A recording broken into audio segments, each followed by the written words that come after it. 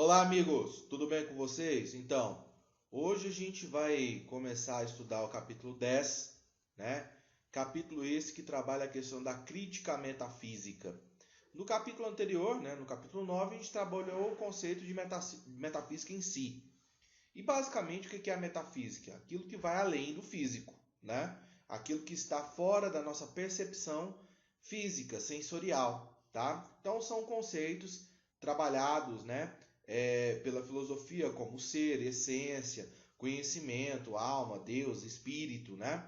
Então esses conceitos bastante abstratos, não físicos, não palpáveis, né?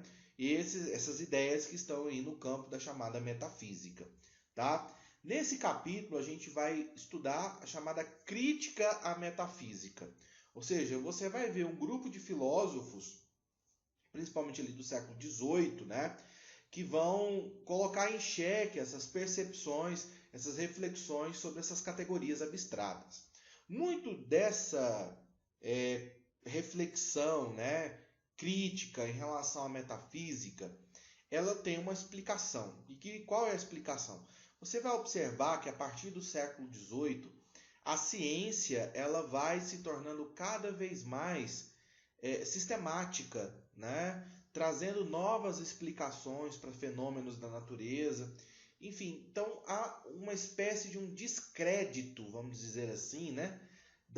Dessas análises abstratas, essas reflexões cujos sistemas abstratos não são convertidos em uma análise científica. Não sei se deu para vocês compreenderem um pouco dessa concepção, tá? O primeiro cara que a gente vai estudar aqui no campo da crítica à metafísica é o inglês David Hume, que juntamente com John Locke são considerados os chamados pais do empirismo inglês, né? Empirismo é aquela concepção da onde o conhecimento deriva das experiências, tá? Da vida cotidiana, daquilo que das informações que você coleta pelos seus sentidos, negando quase completamente a perspectiva racionalista platônica, né? Da qual, que é inclusive metafísica, da qual o conhecimento ele é fruto de um processo simplesmente cognitivo, raciocínio, né? Enfim. Bom, o David Hume vai, então, a partir dessa crítica, né, essa perspectiva racionalista, ele começa a estabelecer, primeiramente, que o conhecimento ele vem da experiência humana, tá? O conteúdo que nós temos na mente, as nossas ideias, né, aquilo que a gente chama de conhecimento, na verdade, é um fruto de um processo, né, de um processamento de dados das nossas percepções sensoriais. Aqui eu vou explicar que você vai entender, mas é como se fosse justamente a mente humana como se fosse um computador que coleta informações da nossa vida diária e né, submete essas informações a um processo mental, né, de produção de conhecimento. Essas percepções podem ser divididas em duas categorias. O Hume fala isso, né? As percepções que nós temos da vida do meio ambiente. As ideias e as impressões. As impressões são os elementos atuais, vivos, presentes aqui no momento de vida agora. Por exemplo, eu estou aqui sentado de frente ao computador, né? Essa visão, essa impressão que eu tenho aqui do computador, né? O formato, o teclado, a funcionalidade da máquina. Então é isso que eu capto nesse momento.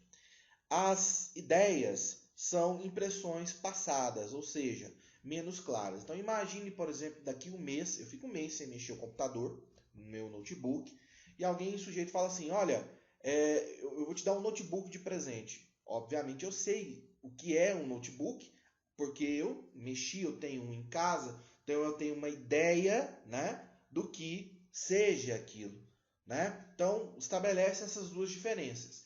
A impressão está ligada ao momento e a ideia a uma informação que já ficou mais no passado. Tudo bem? Beleza? Vamos lá. Portanto, para o David Hume, as ideias são apenas cópias das impressões. Então ele contraria toda aquela perspectiva platônica, né, de que você tem um mundo das ideias que existem por si só, que nós temos que livrar das impressões sensoriais para acessar as ideias. Na visão do Hume, não, né? A ideia em si é aquilo que a gente capta do ambiente. A ideia de computador é aquilo que eu captei sobre o computador aqui, né? O teclado, a tela, enfim. Elas se dividem também, as ideias e impressões, elas se subdividem em duas categorias. As simples e as complexas. Impressões simples, ideias simples, impressões e ideias complexas. Qual que é a função de cada uma, né? Vamos lá. As simples são cópias das impressões, as ideias simples, perdão, né, são cópias das impressões sem nenhum tipo de processo reflectivo. As ideias complexas são as cópias das impressões com um processo reflectivo. Então, vou te dar um exemplo. O computador. Eu tenho uma ideia do que seja. Eu visualizei o formato. É uma ideia simples. Uma ideia complexa sobre o computador é eu conhecer o funcionamento da máquina. Entendeu a diferença? Então, se, por exemplo, eu conheço, sei lá, uma pessoa. Quando eu a visualizo pela primeira vez, eu tenho uma ideia do que ela seja, de quem seja.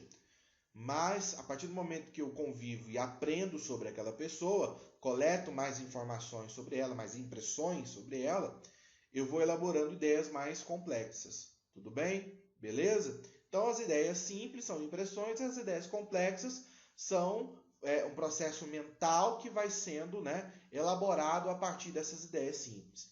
Então, todas as ideias, na visão do Hume, ela vem das impressões. As ideias complexas não correspondem às coisas que existem na realidade concreta, mas é fruto da mente humana. Então, todos os conceitos, na verdade, são ideias complexas. O que isso significa? Que quando eu conheço algo ou algum objeto, eu coleto ali informações, eu tenho impressões, né? Ideias sobre aquele objeto. E depois essas ideias se tornam mais complexas porque eu mentalmente vou formulando, né? Anexando ali outras experiências e outros conhecimentos que vão tornando esse conhecimento mais sofisticado. Então, os objetos da metafísica, como Deus, alma, espírito, conhecimento, substância, nada mais são do que objetos criados pela nossa própria mente. Portanto, para Hume, não existe metafísica, né?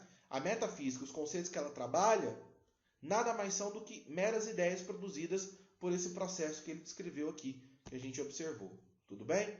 Outros autores vão trabalhar também com essa questão da crítica metafísica. Exemplo do Kant, tá? O Kant ele vai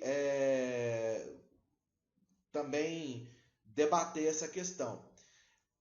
Para ele, a metafísica ela deve existir, mas apenas, né, com um formato, um aspecto formal, né, no sentido de que ela deve tratar temas muito específicos, conceitos fundamentais, né, que esteja no ambiente do debate da própria metafísica, né?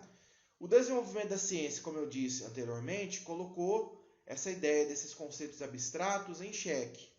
A metafísica e a filosofia, obviamente, vão ter que procurar uma resposta à altura para esses questionamentos. O Kant vai ser o primeiro a tentar responder esses questionamentos.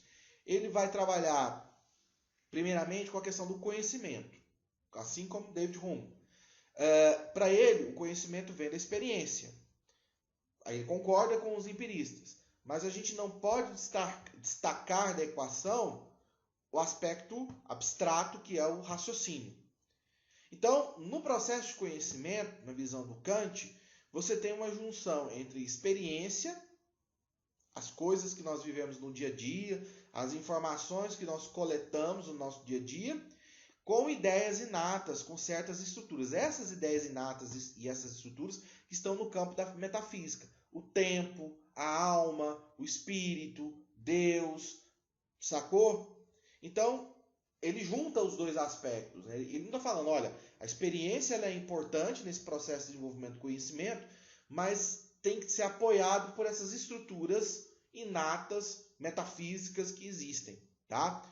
Então, essa junção de experiência com essas ideias inatas, elas acontecem, né, a todo momento na nossa mente. E esse processo ele chama, né, de estabelecer juízos, tá? Então, a mente vai organizando as informações, transformando-as em conhecimento através desse processo de associação das experiências com as ideias, né, inatas, como ele chama, né? Então, tem essas categorias como capacitar, tempo, alma, espírito, e isso vai se formando chamados juízos, que são afirmações ou negações da realidade.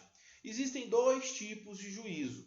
O juízo analítico, né, onde esse julgamento, essa análise, ela está contida no próprio objeto. Por exemplo, a esfera é redonda. Ou você já ouviu falar que tem uma esfera que seja quadrada? Né? Não existe. Então, a própria característica que determina o objeto está no próprio sujeito, está no próprio objeto. E você tem o juízo sintético, aonde você tem que fazer uma análise mais complexa, né? Estabelecendo uma correlação entre sujeito e outras informações. Vou te dar um exemplo. O homem está doente. Então, você tem aqui duas categorias que estão sendo relacionadas.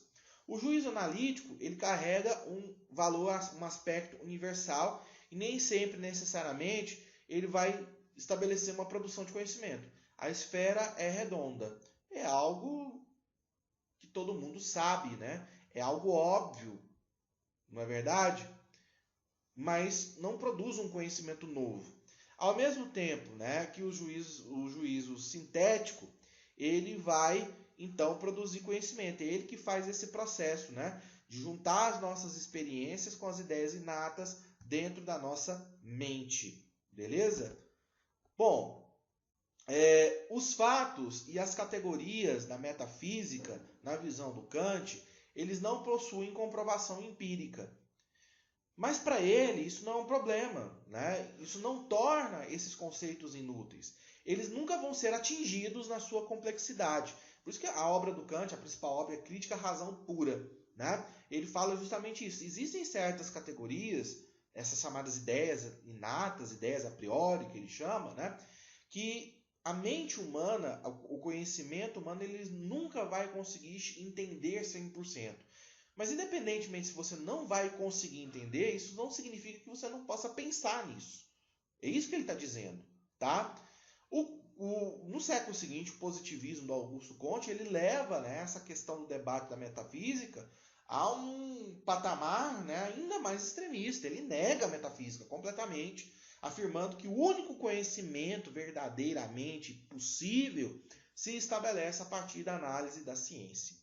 O outro cara que a gente vai estudar nesse capítulo aqui é o Nietzsche, né? Filósofo muito importante no final do século XIX, tem uma crítica, a filosofia do Nietzsche é com uma marretada, né?